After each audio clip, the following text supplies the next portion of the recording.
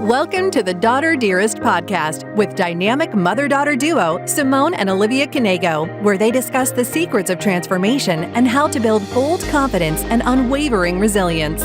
From intimate conversations with inspiring guests to sharing their personal journeys of triumph and challenge, Simone and Olivia create a supportive space where every woman is encouraged to rise above her fears and love the woman in the mirror. Tune into the Daughter Dearest Podcast and join this special journey of connection and growth.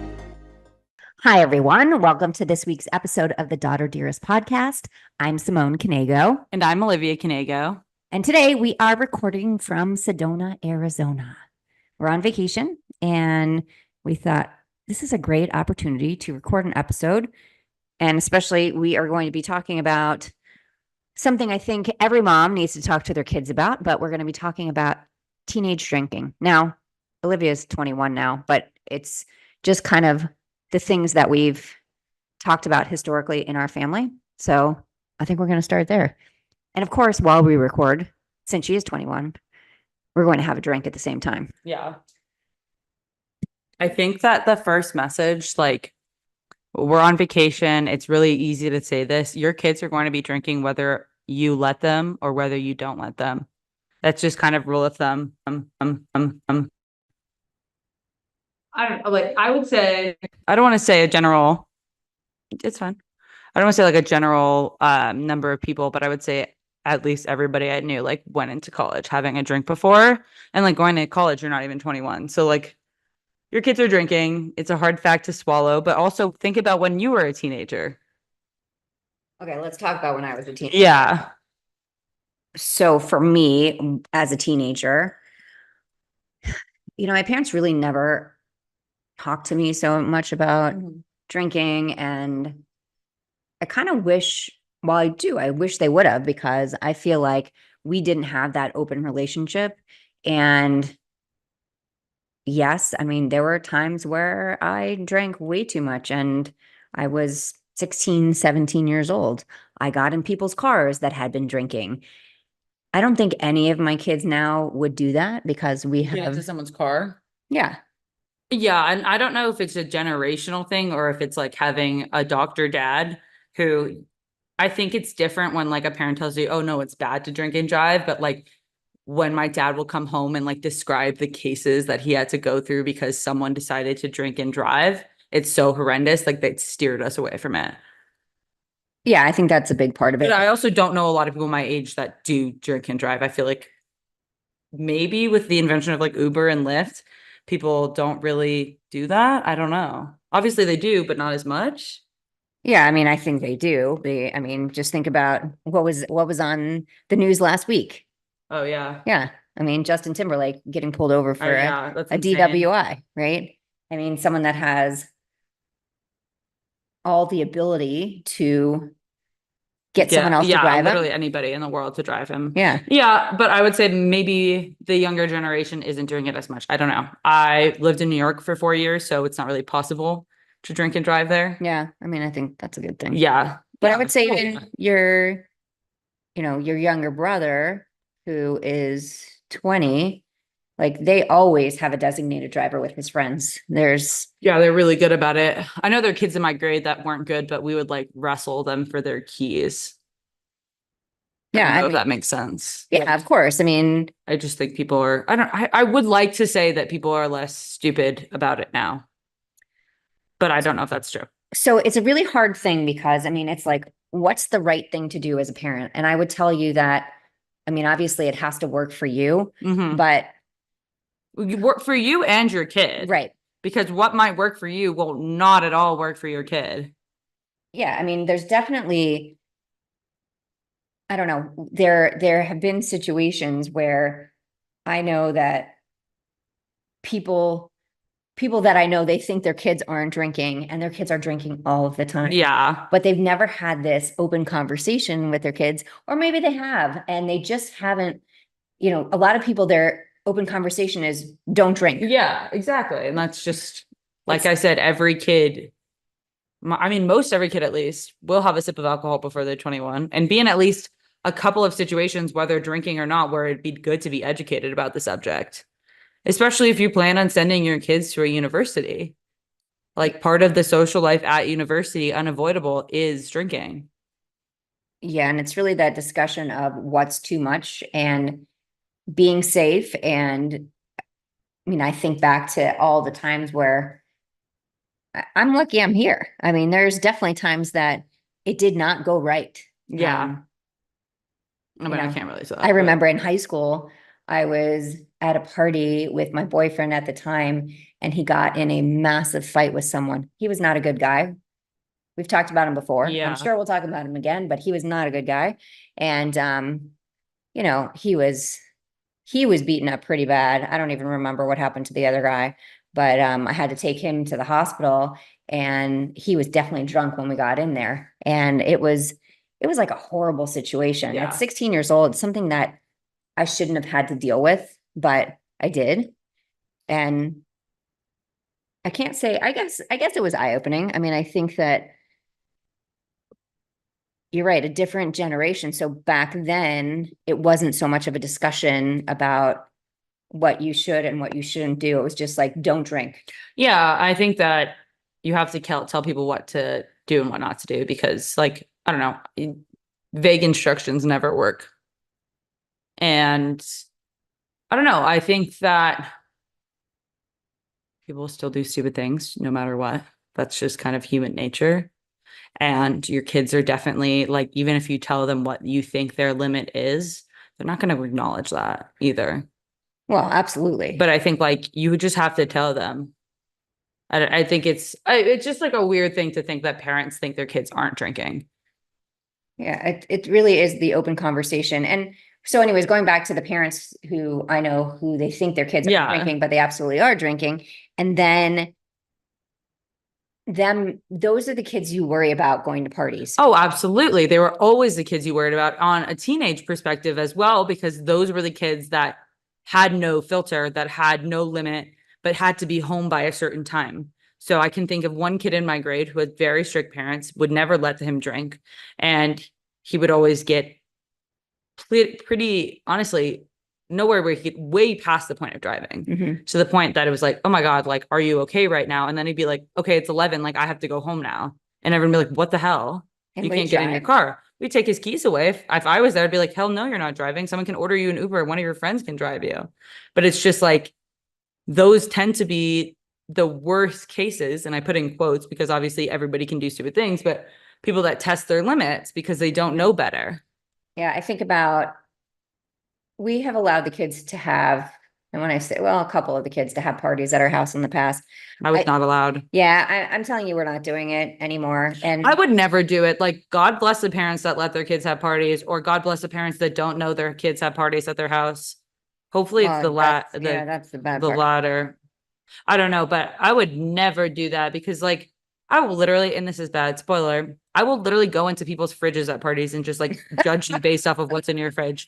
Yeah, I'm not causing damage to your house, but, like, I'm going through your food and I'm probably going through your medicine cabinet. Oh my God, you don't say things like that.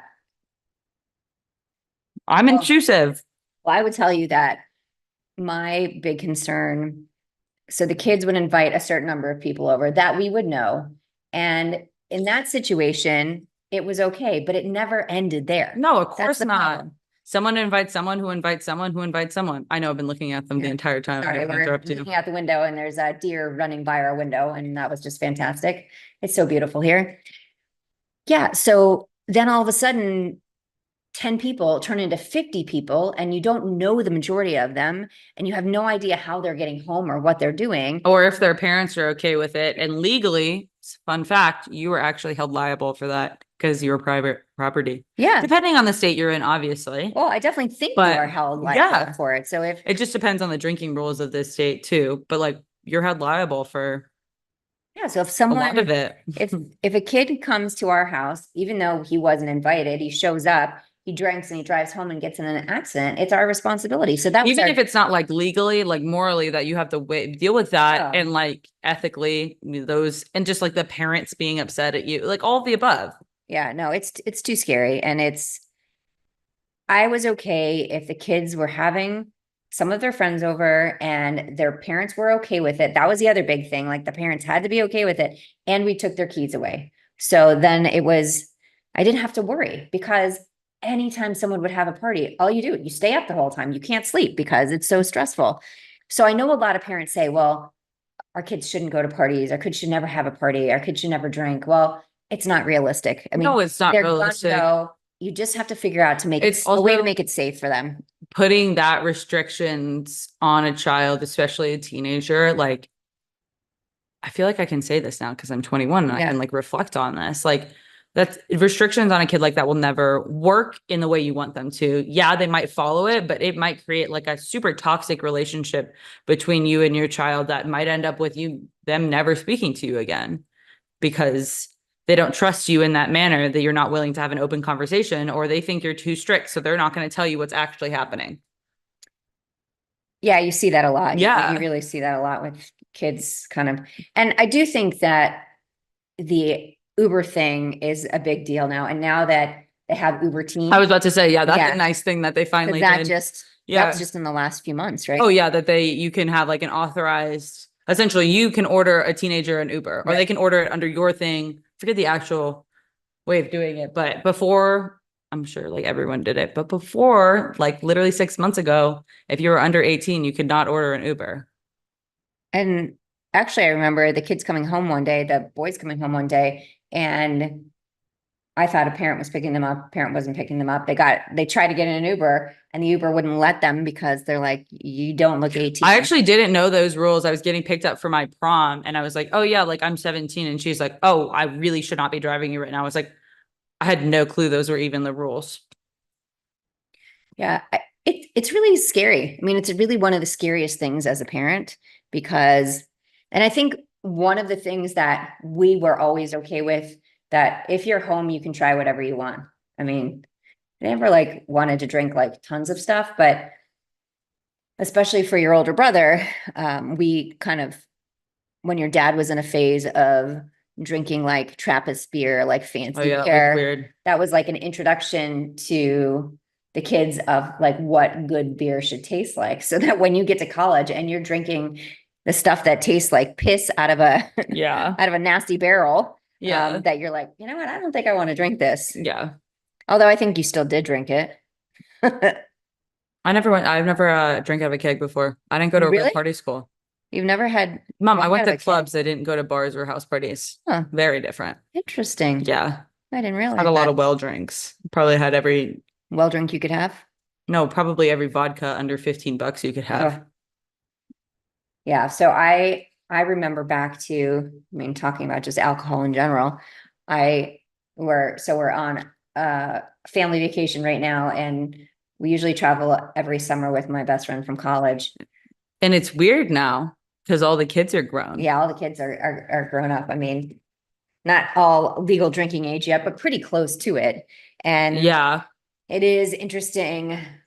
Like looking back, we were talking about I took out orange juice the other day from the fridge, and my kids know that I don't drink orange juice unless it's fresh squeezed, not because I'm bougie, but because screwdrivers. Yeah, because when I was in college, we had the nastiest alcohol that we'd mix with orange juice, and getting sick off of that was like nothing you ever want to do ever again in your life. So I can't drink regular orange juice anymore.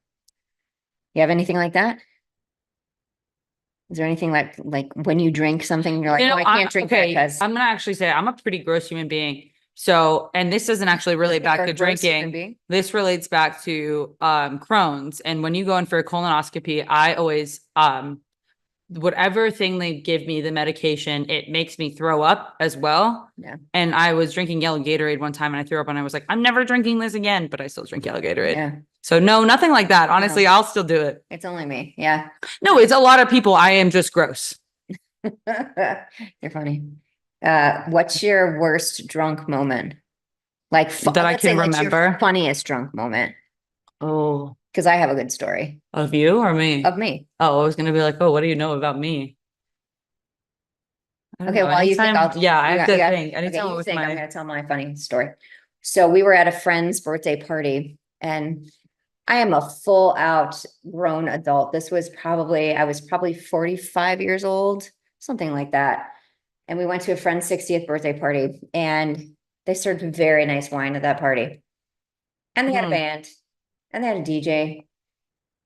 And I drank way too much, and we were dancing. I literally think we shut down the party. Like, we were there the entire time. So we go to order an Uber. We couldn't even figure out how to order the Uber. I mean, we canceled like 3. Finally, we got an Uber. So then the Uber, okay, we're fine. The Uber pulls up in front of our house. And the way our house is, we have this like berm where there's 2 big palm trees in it. And instead of pulling into our driveway, the Uber driver pulls in front of this big lump in the ground and lets us out there. And I'm wearing heels. And at the end of the party, the bartender's like, "Do you want one more drink?" And Rob's like, "Yeah, my wife will have some more white wine." And instead of just giving me a glass, he gave me the entire bottle. It was not open. Thank goodness I didn't get a glass, because I would not have needed one more sip of alcohol. So I'm walking across the yard. My husband walks in front of me, walking across the yard. And I literally trip at some point, face plant with my hand in the air, because I didn't want to break the bottle of wine. So I didn't save the face, but I saved the bottle of wine. And, Rob turns back and looks at me. He's like, "Is the wine okay?" He didn't ask if I was okay. He's like, "Is the wine okay?" I'm like, "The wine is okay." 2 of your siblings saw that happen. I was not there. No, you were not there. 2 of your siblings saw it happen. So the next morning I wake up. Oh my gosh, that was the worst day of my life. I have never been that sick. And I go to look in the mirror. I literally have a black eye, not a full black eye, but partially black eye from like face planting in the yard. And that bottle of wine literally sat in our wine fridge until earlier this year. I couldn't drink it. I could not drink it. But your dad and your older sister drank it, but it sat there for about 7 years. Yeah, because I could not look at it. I was like, this is absolutely disgusting. I have never been that sick ever in my life, especially getting sick off of wine. I was like, okay, kids, this is a learning experience. This is what not to do. Hopefully that worked. Okay, did you think of a story? I mean, I have a lot of stories. I'm trying to think of ones that are like actually funny, I guess is the question. Their stories. No, but like, I mean, I'm a hoot and a holler when I'm with my friends. Like, we just always cause something that they say ruckus. Like in the 60s, a hoot and a holler. How old are you? I love saying old timey Southern phrasing. Like, well, I guess that's not. Okay, I'll tell this story. This was my freshman year. Spoiler alert, I was underage drinking. And it was freshman. Actually, we don't need to go to the specifics about being COVID time and how if you knew the right person, you can get in the bar. But because they weren't supposed to be open past midnight. So it was Cinco de Mayo, my freshman year. Oh boy, guys. At this point, I had already discovered I did not like tequila. And I really, at this point, did not like tequila. And, so we went out to dinner and we got like pictures upon pictures of sangria. And I'm already like pretty drunk by the time we get to dinner. So then we go to dinner and then we go to my friend's apartment. I literally like sit in her bathtub for like 30 minutes before one of the guys comes in there and he's like, "You have to come going out. You got this. You have this." And I was like, "Oh yeah, okay. I guess I'll do it." The best part of that night was we go to the bar. I'm just talking to randos as I normally do, because it's not like a college bar. It's a New York City bar. So you have people that are, our age, so young, and like 70-year-olds who are there probably to hit on young women. But you're having a good time, whatever. And then it's like, okay, like it's time to wrap up. This was back in the day when we would only stay out till like 1 a.m. And granted, still 1 a.m. is a really long time for me now. I literally went to bed at like maybe 8:45 last night. I would like to say 8:45. Maybe it was 8:30. So we go out of the bar and then I was going to stay at my friend's apartment and the rest of my friends were going back to the dorms. And then all of a sudden my best friend pulls me aside and she's like, "Look what I got." Underneath her jacket, and she's small, she's like 5'4". Underneath her jacket is like a picture frame size, like a 9, probably bigger, I don't even know inches, of the massive fireball sign that's in our house. And we looked it up. It's like a $250 sign. She took it off the wall, took the charger too, and just put it under her coat and just ran out of the bar. That was also probably up until recently the most hungover I've ever been. I actually projectile vomit this day. Alcohol. It was bad. And as you get older, alcohol turns worse. I think that turning 21 has been debilitating in a lot of ways because you can't really say no now to being like, oh, I can't really go out. I'm 20.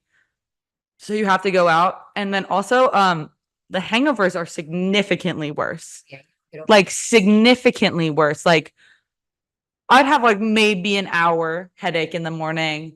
I'd go and get like a bagel, a coffee, and I'd be set. You know, like I might be groggy. Oh my God, they're horrible now.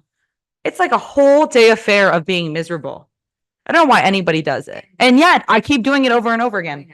It never gets better. It's one of those things like I really try not to drink that much where I'm non-functional the next day because for me anybody try to drink no, that but much? like you have to like count, right? You're like, okay, I had 2 glasses of wine. I should stop. And then you have a third and you're like, okay, this is definitely it because otherwise I can't function tomorrow. Yeah. And she was just in Chicago and she calls me the next morning and she's like, I don't know how you drink. And I was like, I drink wine. Like if you drink something that is 80 proof My liquor. drink at the point right now is a diet vanilla. It's a vanilla vodka with Diet Coke. It's actually delicious. That sounds horrible to me.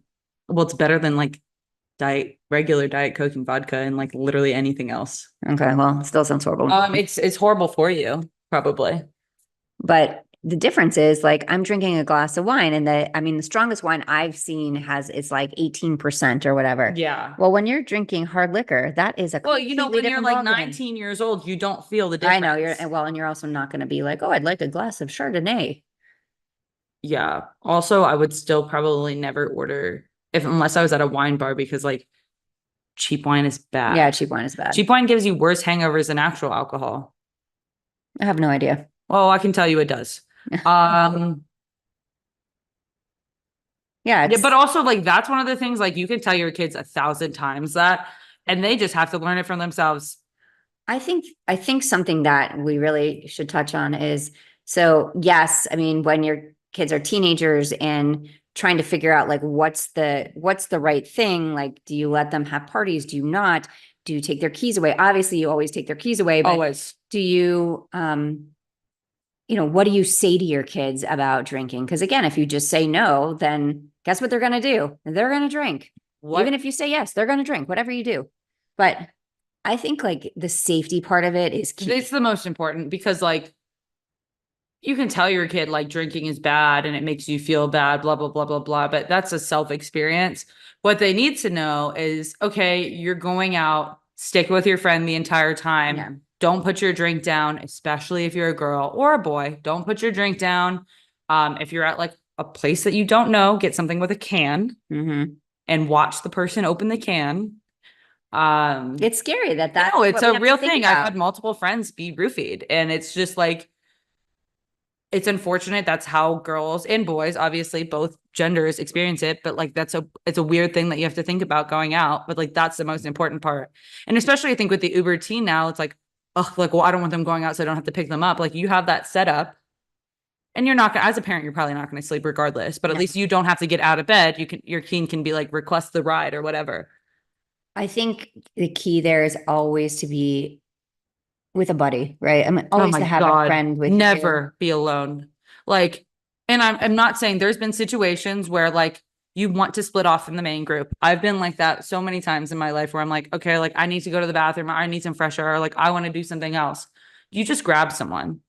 Yeah. You grab your person and you tell someone else where you're going and that's fine. I think that, I mean, I don't know if all friend groups do this, but I have all of my girlfriends' locations. I know where all of them are. I think that's so important. Regardless if I'm going out with them or not, because like, even if it's just, oh, I don't know where my phone is. Like, I think I left it at this bar. Oh, it is at this bar. Like we can go find it, but you need to know that it's unfortunate that the safety is the issue with the alcohol and not just like the fact that you're putting like a toxic substance into your body. which is Well, they're both issues. they're both right? issues, but like the When you safety get is, to an extreme, yes. and I think part of the cynicism I have behind it is going to college in New York City, and going to college in any big city, you see a lot more dangerous stuff than you would see in a small town. Yeah. Well, just think about the kid from Nashville, and I can't think of his name. It's So, Riley. I which think I don't remember his last name. obviously it would be respectful to know his name right now, but the fact that he was in Nashville, he got so drunk and did he get kicked out of a bar? I don't remember. The tea there that they're not posting, that I know from insider sources in Nashville, is that the bar that kicked him out did not let him leave with his friends. He was forced out a back entrance and his friends went out the front. So anytime, I mean, you have to stay with a friend. Yeah. And you need to like fight people that say otherwise. You can be like, also, like, if your friend is trying to tell you otherwise when they're drunk, like, You always have to have a person with you. Yes. And you're always sober up to that moment. Like, I don't know. I've been in a lot of situations where I've been the drunk one, or I've had to be the one that sobers up.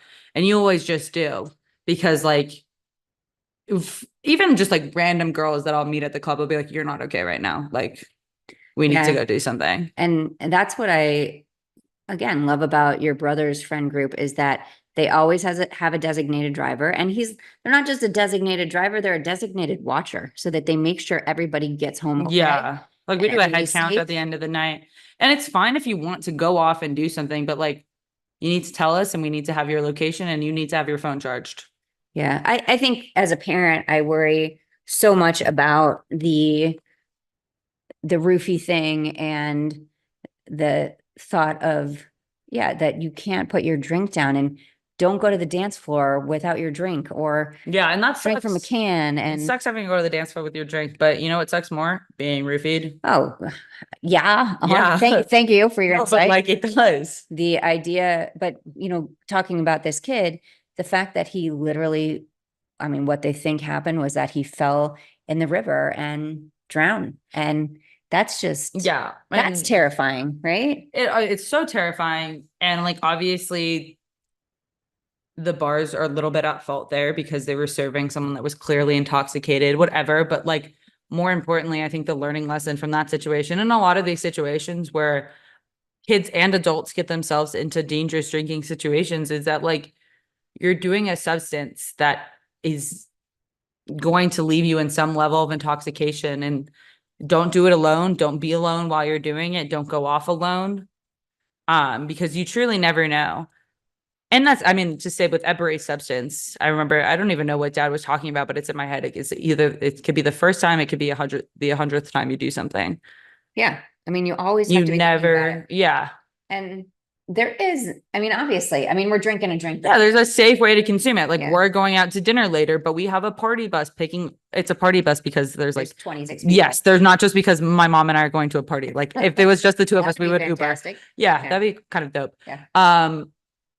But like, there's a bus picking us up to go somewhere. Yeah. And so like, no one is going to be leaving alone anywhere. There's always a safe way. And I truly think as a parent, that's the most important conversation you have with your kids. Yeah. Telling my kids, you can't do this, is just not going to work. It's never going to work. It's the conversation. Literally never going to work. They're going to just, hey, I know this is going to happen, but let's talk about how you can do this safely. Yeah. And I've always told them, this was before the Uber situation, that I will pick them up anywhere, anytime. I will. And I really have never had to do it, because they've always been pretty responsible about things. And I know when I was a kid. Well, I never wanted to have you do that. I can think of the parties in high school. It always was like, oh, I'm sleeping over. Yeah. Or like, I'm sleeping over at someone else's house. Yeah. I would say that, for me, when I was a teenager, I struggled with that. First of all, my parents didn't offer that, but I think like I had a bad idea in my head, like, oh, if my parents pick me up, people will make fun of me.